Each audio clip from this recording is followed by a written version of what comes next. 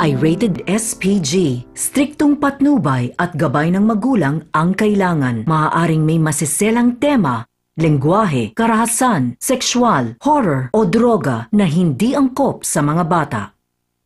Minsan na ba kayong nahawa sa isang taong naghihikap? Sa pamamagitan ng ilang eksperimento, patotohanan o pasisinungalingan natin ang itinuturing na epidemyang hindi raw maiwasan. Ang paghihikap o yawning. Ako po si Paolo Bejones. Bawal antukin sa aming episode dito sa Demolition Job.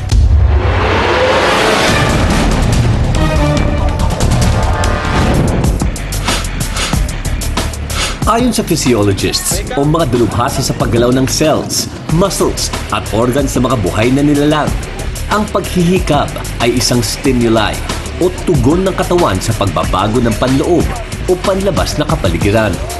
Hindi raw ito resulta ng pagkaantok o pagkabagot gaya ng karaniwang paniniwala. In anything na nangyayari sa individual, whether it's boredom, pagod na o gano'n, it's something to bring back the homeostasis ng katawan.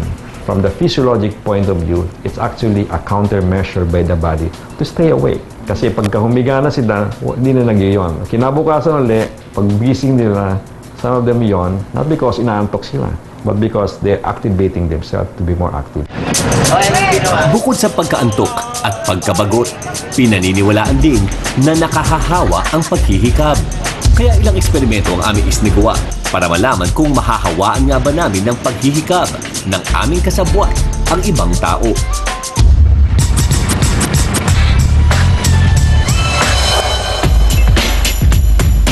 Sa unang experiment, pinapwesto namin sa isang pampublikong lugar ang aming kasabwat na si Will Dasovich. Bilang commercial model, sanay na sa pag-arte si Will. At sa mga tambayan at sakayan sa loob ng campus na ito, magsisimula ang kanyang natatanging pagganap. Puyat ako. Nagsasabi. Ang aga-aga. Paano? Anong oras kayo gumising? Ako rin. Di ako sanay.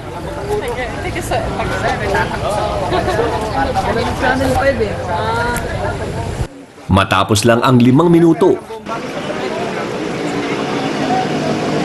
may nahawa na agad sa ating accomplice. Sa mga sakayan naman ng jeep, naka-score muli ng hikab ang ating kasabwat. Pero pagkagat ng alas 8 ng umaga, ang ating kasabwat bigla na lang inalat.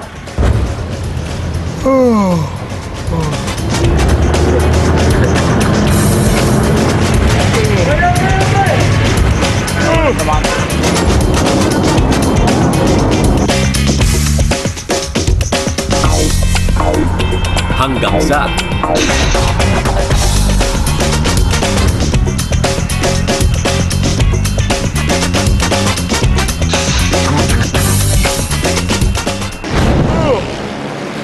matapos ang 5 oras at 9 na lokasyon, 4 na tao lang ang nakuna ng aming kamera na naghikab.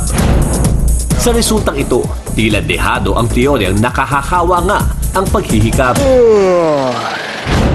Ayon sa mga pag-aaral, isa ang social facilitation theory sa mga tinitingnan sa dahilan kung bakit nakahahawa ang paghihikab. If you're in a group of 2, 3 and more people, kunwari may activity, tapos may isang may ginawa doon, tendency ay mahawa yung iba. If you find yourself in a group, tapos siguro sa lamig o pare-parehong puyat, humikab yung 2, 3, halos lahat yun magsusunuran na. Paliwanag naman ng mga kinonsulta naming eksperto, malaking salik ang lokasyon sa naging resulta ng aming eksperimento. Lahat ng tao, preoccupied yung isip nila. So, natutune out nila yung mga nakikita nila sa paligid.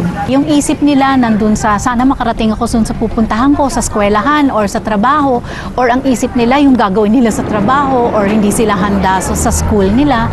So, itong yawning, it's a very subtle, natural reaction, pero maaari siyang i-tune out ng mga nakapaligid. Para subukan ang teorya ng social facilitation, dinala namin ang aming eksperimento sa isang pribadong lugar. Isang kunwaring audition para sa isang public affairs show ang nihanda ng Demolition Job para subukin ang kakayahan ng dalawang komedyana na mahawa sa paghihikab, sina Rufa Mee at Patani. Si Will Dasovich. Sino ulit? Will Dasovich. Di ko pa So parang culture crash something. Wala namang kaalam-alam ang dalawa na nakikita naming mula sa kabilang kwarto ang kanilang mga galaw. Sa unang bahagi natin ng eksperimento, titingnan natin kung nakakahawa pa rin yung paghihikab maski na hindi mo nakikita. Ayan, so may mga humihikab, medyo malakas. So, tunog lang. Yung ilan sa mga staff natin sa Demolition Job, ang gagawin nila, hihikab sila ng malakas, na maingay. Titingnan natin kung may impluwensyahan si Rufa Mee at si Patani.